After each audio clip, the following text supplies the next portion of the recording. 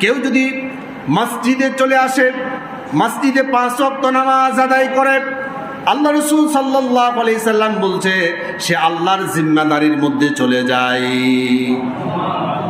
আল্লাহর জিম্মাদারি, আল্লাহর তত্ত্বাবধানে থাকা, এটার চাইতে সৌভাগ্য আর কি হতে পারে ভাই?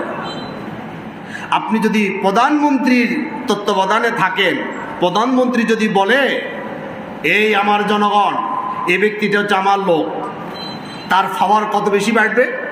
প্রধানমন্ত্রীর পাওয়ার যেমন, ওই লোকটার পাওয়ার কি তেমন হবে না? এখন আল্লাহর দায়িত্বে কেউ যদি থাকে, তার পাওয়ারের কোনো শেষ থাকে আর? রাসূলুল্লাহ বলছেন। সুনানে আবু দাউদ শরীফের হাদিস নাম্বার 2494, عن أبي أمامة الباهلي رضي الله تعالى عنه قال قال رسول الله صلى الله عليه وسلم ثلاثة كلهم